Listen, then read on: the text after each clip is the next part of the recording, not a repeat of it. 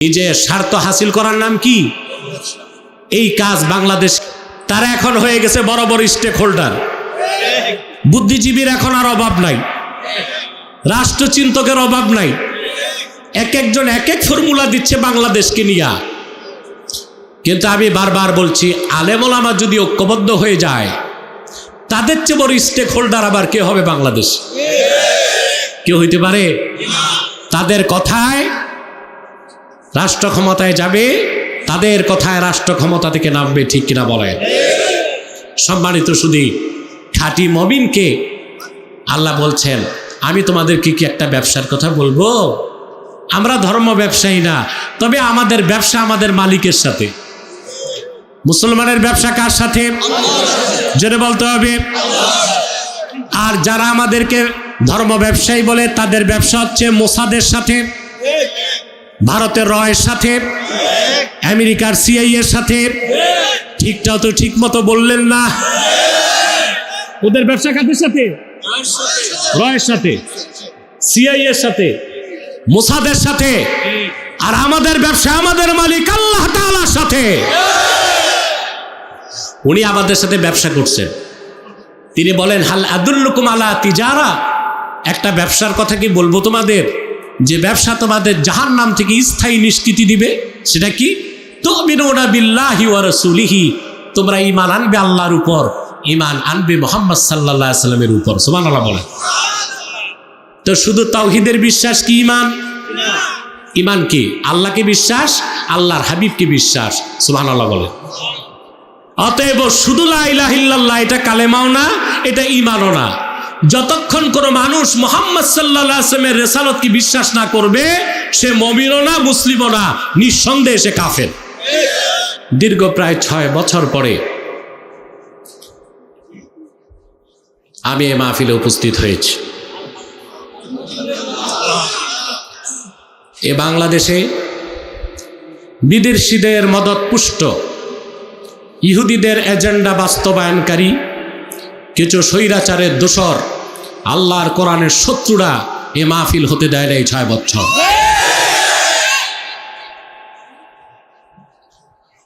চরমভাবে লানতপ্রাপ্ত। শুধু দাউদকান্দিতে, গৌরীপুরে এই ন্যাক্কারজনক কাজগুলো হয়নি। বাংলাদেশের বিভিন্ন প্রান্তে তাফসীরুল কোরআন মাহফিল, ওয়াজ মাহফিল বন্ধের এক গভীর চক্রান্ত চলেছে বিগত 15 বছর।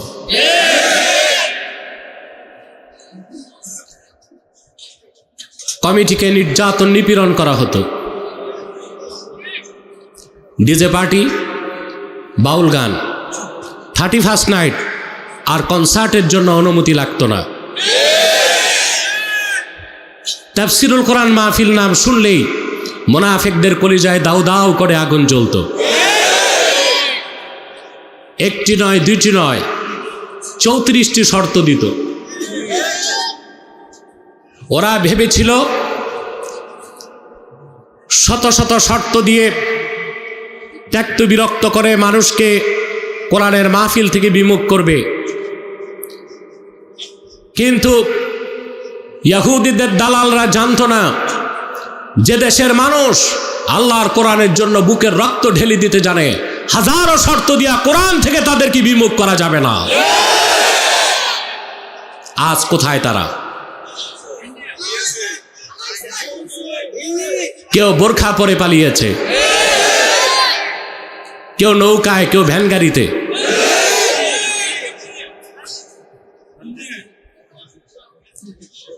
চোর ডাকাত এইভাবে দেশ ছেড়ে পালায় না। যারা দাউদকান্দির মাটিকে জাহান্নামের খণ্ডে পরিণত করেছিল, চাঁদাবাজি, সন্ত্রাস, মদ, গাঁজা দিয়া গোটা জনপদকে একটা জাহান্নামের টুকরা বানিয়েছিল, আল্লাহর লানেতে তারা দেশ ছেড়েছে। আজ দূরবীন দিয়েও খুঁজে তাদের পাওয়া যাচ্ছে না। বাংলাদেশে তাদের চ্যাপ্টার ক্লোজ।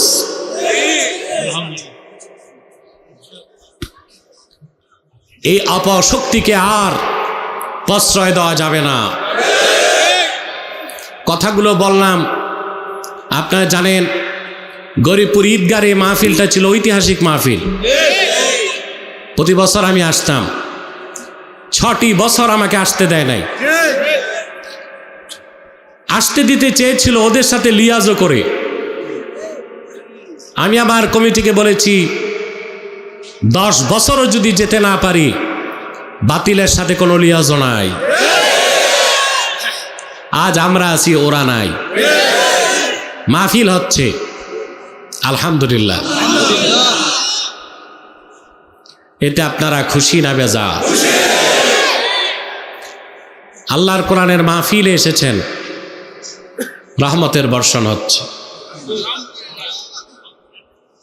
ফেরেশতারা চতুর্দিকে আপনাদেরকে বেষ্টন করে আছে। সমস্ত সগীরা গুনাহগুলো আল্লাহ তাআলা মাফ করে দিয়েছেন। কোরআন কারীমের বরকতে যে মুনাজাত করবেন, সব দোয়া কবুল হয়ে যাবে। যে আপনারা খুশি আছেন?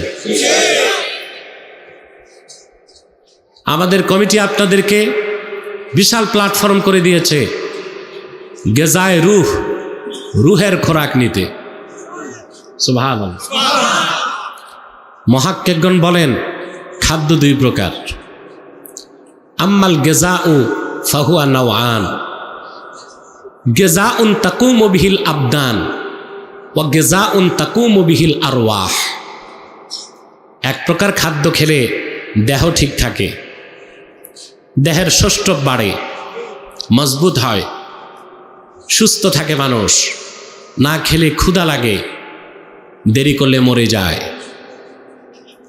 ওয়া গিজাউন তাকুমু বিহিল আরওয়াহ, আরেক প্রকার খাদ্য যা খেলে রুহুটা শক্তিশালী হয়। আল্লাহ রাব্বুল আলামিন মানুষের দেহটা তৈরি করেছেন মাটির সারনির্যাস থেকে। সেই জন্য দেহের সমস্ত খাদ্য আসে মাটি থেকে। চাল ডাল গম ফল ফলাদি শাকসবজি সব আসে মাটি থেকে। কিন্তু রুহুটা এসেছে আসমান থেকে, আল্লাহর কাছ থেকে। রুহের খোরাকটাও এসেছে আসমান থেকে, আল্লাহর কাছ থেকেই। সুবহানাল্লাহ। এই গিজায়ে রূহ, যত বেশি কোরআন শুনবেন রূহ তত পবিত্র হবে, শক্তিশালী হবে। বলেন সুবহানাল্লাহ। খুশি আছেন? আমরা খুশি, শয়তান তো বেজার। শয়তান এখন একটা চেষ্টা করবে, স্পিকার কমবে, সাউন্ড হরেন একটা বাড়বে। শয়তান এখন একটা চেষ্টা করবে, মুনাজাতের আগে আপনাদের উঠানো যায় কিনা। আমরা শয়তানকে সুযোগ দিব? আমরা নেক নিয়ত করে শয়তানের নাপাক গালে একটা চপেটা ঘাত করতে চাই। আমরা নিয়ত করছি কিছুক্ষণ পরে আজকের মুনাজাত করে গুনাহ মাফ করে নিষ্পাপ বেহেশতি আল্লাহওয়ালা হয়ে বাড়ি যেতে চাই। কারা কারা হাত তুলে আল্লাহ তাআলাকে দেখা।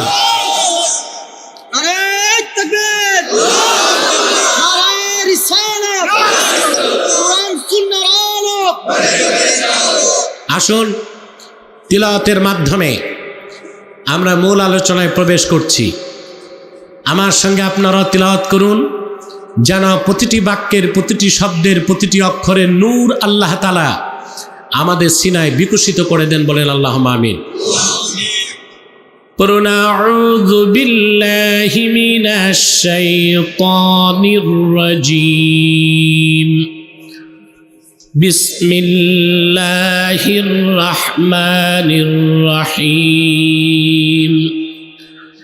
إنما المؤمنون الذين إذا ذكر الله وجلت قلوبهم وإذا تليت عليهم آياته زادتهم إيمانا وعلى ربهم يتوكلون. الذين يقيمون الصلاة ومما رزقناهم ينفقون. أولئك هم المؤمنون حقا সাদাকাল্লাহুল আযীম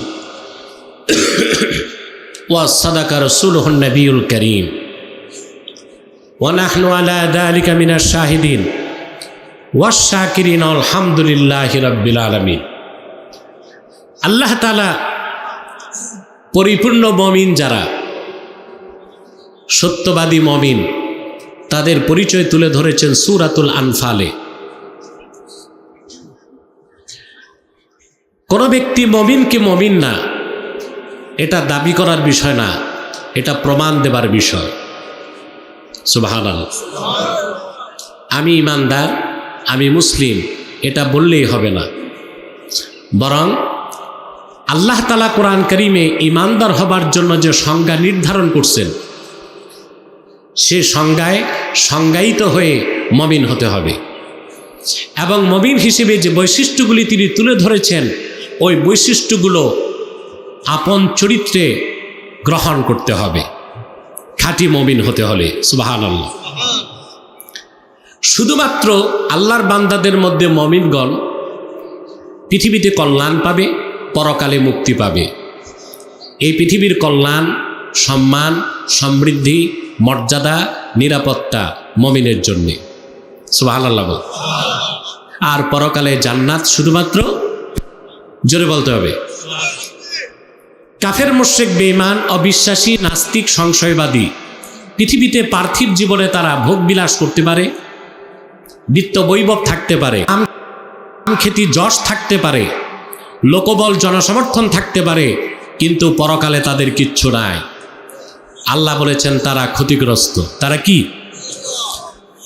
আল্লাহ রাব্বুল আলামিন বলেন, কুল হাল নুনাব্বিউকুম বিল আখসারিনা আ'মালা আল্লাযীনা দাল্লা সা'য়ুহুম ফিল হায়াতিদ দুনিয়া ওয়া হুম ইয়াহসাবুনা আন্নাহুম ইউহসিনুনা সুনআ। আল্লাহ রাব্বুল আলামিন বলেন, প্রিয় হাবিব মুহাম্মদ সাল্লাল্লাহু আলাইহি ওয়াসাল্লাম, আপনি বলুন মানব জাতি, আমি কি তোমাদেরকে বলবো না সবচেয়ে ক্ষতিগ্রস্ত এই জমিনে কারা? যারা ঈমানের নেয়ামত থেকে বঞ্চিত, জীবনটা তারা পণ্ড করেছে দুনিয়ার জীবনের জন্য, দুনিয়ার কল্যাণের জন্য, দুনিয়ার কামাই করার জন্যে, পার্থিব সফলতার জন্য, অথচ তারা তাদের কাজগুলোকে খুবই ভালো মনে করে। আল্লাহ পাক বলেন, ঈমান ছাড়া যত কিছু থাক, ওই মানুষ, ওই গোষ্ঠীর চেয়ে ক্ষতিগ্রস্ত আর কেউ হতে পারে না। শুধুমাত্র সফল হচ্ছে মুমিনগণ। কারা? সূরাতুল মুমিনিনের শুরুতে আল্লাহ বলেন, কদ আফলাহাল মুমিনুনাল্লাযীনা হুম ফি সালাতিহিম খাশিউন। নিশ্চিত সফলতা লাভ করেছে মুমিনগণ। কারা? জোরে বলেন। ঠিক এই সূরার শেষে আবার তিনি বলে দিলেন আল্লাহ তাআলা, وَمَن يَدْعُ مَعَ اللَّهِ إِلَٰهًا آخَرَ لَا بُرْهَانَ لَهُ بِهِ فَإِنَّمَا حِسَابُهُ عِندَ رَبِّهِ إِنَّهُ لَا يُفْلِحُ الْكَافِرُونَ। সূরা মুমিনুনের শুরুতে বললেন তিনি, কদ আফলাহাল মুমিনুন, সফল হচ্ছে মুমিনগণ। আর ঠিক সূরাটা শেষে বললেন, ইন্নাহু লা ইউফলিহুল কাফিরুন, কাফেররা, অবিশ্বাসীরা, বেঈমানরা কখনোই সফলতা লাভ করবে না। সুবহানাল্লাহ বলেন। তা আপনার সফলতা চান? তে মুমিন হতে হবে। কি হতে হবে?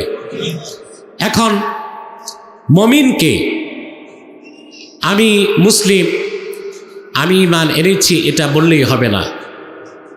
ইসলামের প্রতিটি বিষয়কে সন্দেহমুক্তভাবে দৃঢ় চিত্তে বিশ্বাস করার নাম হচ্ছে ঈমান। আপনি ইসলামের কিছু পালন করতে পারেন বা না পারেন ওটা ভিন্ন বিষয়, ওটা ছাড় আছে। কি আছে?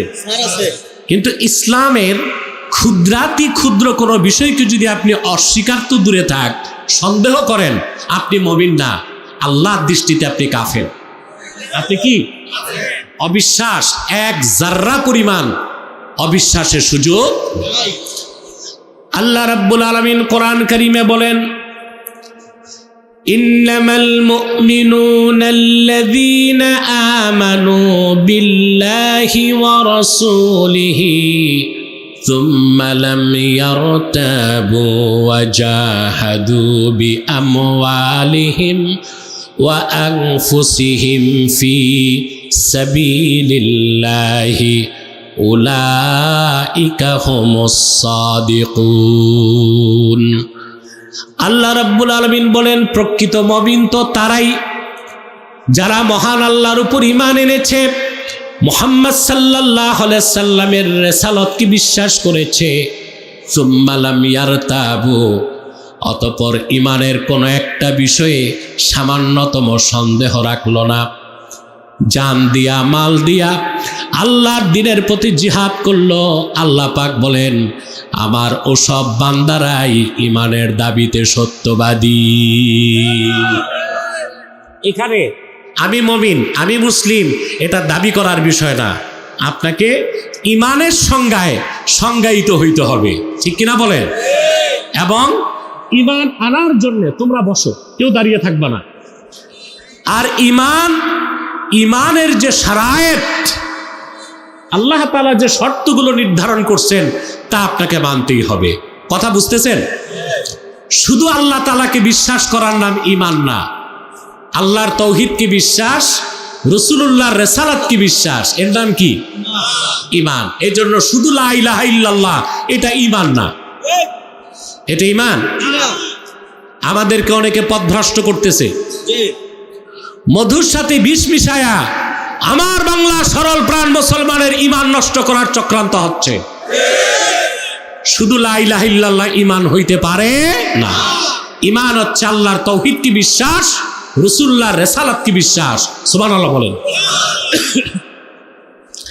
আল্লাহ রাব্বুল আলামিন কোরআন কারীমে বলেন, ইয়া আইয়ুহাল্লাযীনা আমানু হাল আদুল্লুকুম আলা তিজারাতিন তুনজিকুম মিন আযাবিন আলীম তুমিনুনা বিল্লাহি ওয়া রাসূলিহি ওয়া তুজাহিদুনা ফি সাবিলিল্লাহি বিআমওয়ালিকুম ওয়া আনফুসিকুম যালিকুম খায়রুল লাকুম ইন কুনতুম তা'লামুন। আল্লাহ রাব্বুল আলামিন বলেন, হে ইমানদারেরা, আমি কি তোমাদের একটা ব্যবসার কথা বলবো নাকি? সুবহানাল্লাহ। ব্যবসা কে শিখান? জোরে বলেন। নাস্তিকরা বাংলাদেশে আমাদেরকে বলে ধর্ম ব্যবসায়ী। না, মুসলমান ধর্ম ব্যবসায়ী নয়। ধর্ম ব্যবসা কাকে বলে? ধর্মীয় আবেগকে পুঁজি করে ব্যক্তি স্বার্থ হাসিল করার নাম ধর্ম ব্যবসা। ধর্মীয় আবেগকে পুঁজি করে নিজের স্বার্থ হাসিল করার নাম কি? এই কাজ বাংলাদেশে হক্কানি আলেম ওলামা কেউ করে না, করে বরং ইসলামের স্বার্থকে রক্ষা করার জন্য এই দেশের আলেম ওলামা, হক্কানি পীর মাশায়েখ দিন ও রাত পরিশ্রম করে মানুষের কাছে দ্বীনের দাওয়াত পৌঁছায় দিচ্ছে, ঠিক কিনা বলেন? প্রয়োজনে তারা রাজপথে নামে না? আলেমেরা নামে নাই? দেশ স্বাধীনের পর থেকে আজ অবধি বাংলাদেশে ওলামায়ে কেরাম আর ইসলামপন্থীগণ যত রক্ত দিয়েছে, আর কোনো মানুষের পক্ষে, কোনো গোষ্ঠীর পক্ষে এত ত্যাগ স্বীকার করা সম্ভব হয় না। হয়েছে বাংলাদেশে? কথা বলে না। তা বাংলাদেশের বৈধ উত্তরাধিকারী হচ্ছে ওলামায়ে কেরাম, এদেশের বৈধ প্রোপাইটার হচ্ছে ইসলামপন্থীগণ, এদেশের বৈধ উত্তরাধিকার হচ্ছে ওলামায়ে কেরাম, ইসলামপন্থীগণ, পীর মাশায়েখগণ, ঠিক কিনা বলেন? তাদেরকে বাদ দিয়ে বাংলাদেশের সংস্কার সম্ভব নয়। তাদেরকে বাদ দিয়ে নতুন যে বাংলাদেশ গড়ার চেষ্টা হচ্ছে তা আদৌ সম্ভব হবে না। কিন্তু স্টেক হোল্ডার কারা? 15 বছর যাদেরকে আমরা খুঁজে পাই নাই, তারা এখন হয়ে গেছে বড় বড় স্টেক হোল্ডার। বুদ্ধিজীবীর এখন আর অভাব নাই, রাষ্ট্রচিন্তকের অভাব নাই। এক একজন এক এক ফর্মুলা দিচ্ছে বাংলাদেশকে নিয়ে। কিন্তু আমি বারবার বলছি, আলেম ওলামা যদি ঐক্যবদ্ধ হয়ে যায়, তাদের চেয়ে বড় স্টেক হোল্ডার আবার কে হবে বাংলাদেশ? কেউ হইতে পারে? তাদের কথায় রাষ্ট্র ক্ষমতায় যাবে, তাদের কথায় রাষ্ট্র ক্ষমতা থেকে নামবে, ঠিক কিনা বলেন? সম্মানিত শুধু খাঁটি মুমিনকে আল্লাহ বলছেন, আমি তোমাদেরকে কি একটা ব্যবসার কথা বলবো? আমরা ধর্ম ব্যবসায়ী না, তবে আমাদের ব্যবসা আমাদের মালিকের সাথে। মুসলমানের ব্যবসা কার সাথে? জোরে বলতে হবে। আর যারা আমাদেরকে ধর্ম ব্যবসায়ী বলে, তাদের ব্যবসা হচ্ছে মোসাদের সাথে, ভারতের রয়ের সাথে, আমেরিকার সিআইএ এর সাথে। ঠিকটাও তো ঠিক মতো বললেন না। ওদের ব্যবসা কাদের সাথে? রয়ের সাথে, সিআইএ এর সাথে, মোসাদের সাথে। আর আমাদের ব্যবসা আমাদের মালিক আল্লাহ তাআলার সাথে। উনি আমাদের সাথে ব্যবসা করছেন। তিনি বলেন, হাল আদুল্লুকুম আলা তিজারা, একটা ব্যবসার কথা কি বলবো তোমাদের, যে ব্যবসা তোমাদের জাহান্নাম থেকে স্থায়ী নিষ্কৃতি দিবে? সেটা কি? তুমিনুনা বিল্লাহি ওয়া রাসূলিহি, তোমরা ঈমান আনবে আল্লাহর উপর, ঈমান আনবে মুহাম্মদ সাল্লাল্লাহু আলাইহি সাল্লামের উপর। সুবহানাল্লাহ বলেন। তো শুধু তাওহীদের বিশ্বাস কি ঈমান? ঈমান কি? আল্লাহকে বিশ্বাস, আল্লাহর হাবিবকে বিশ্বাস। সুবহানাল্লাহ বলেন।